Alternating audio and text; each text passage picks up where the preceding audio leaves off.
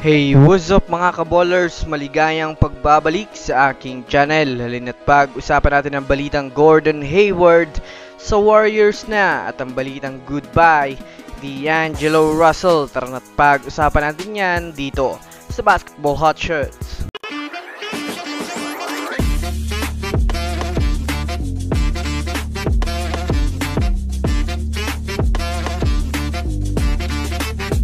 Una nga muna tayong dumako mga kaballers sa balitang ititrade na ng Lakers, si D'Angelo Russell. Well, alam naman nga po natin sa ngayon mga kaballers na hirap ang Lakers makakuha ng panibagong manlalaro.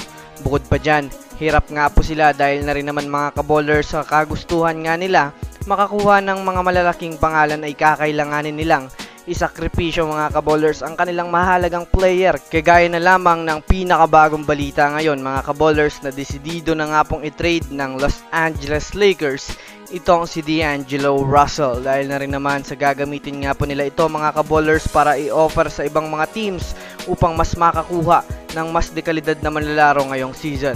Kung susumadayan niya natin mga kaballers, mas gusto na nga po ni Rob Pelinka na magkaroong bagong star player ang Lakers na talagang tutulong kay LeBron James at Anthony Davis para makakuha muli ng kampyonato.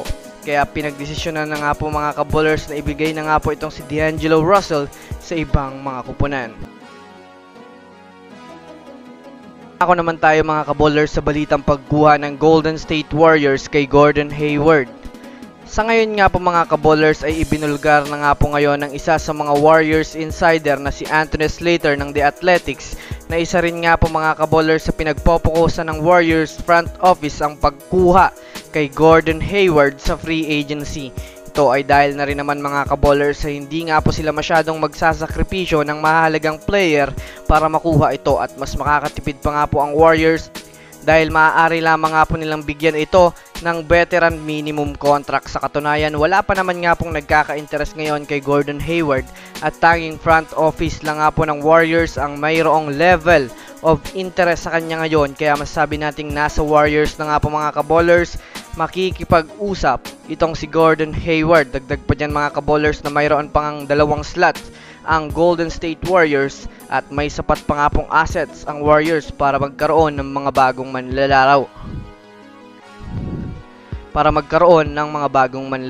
So yun lamang mga kaballers, yun lang naman ang pag-uusapan natin ngayon. Pindutin ang subscribe and hit nyo na rin ang notification bell para sa mga susunod na updates sa mundo ng basketball. Again, this is Basketball Hotshots. Thanks for watching.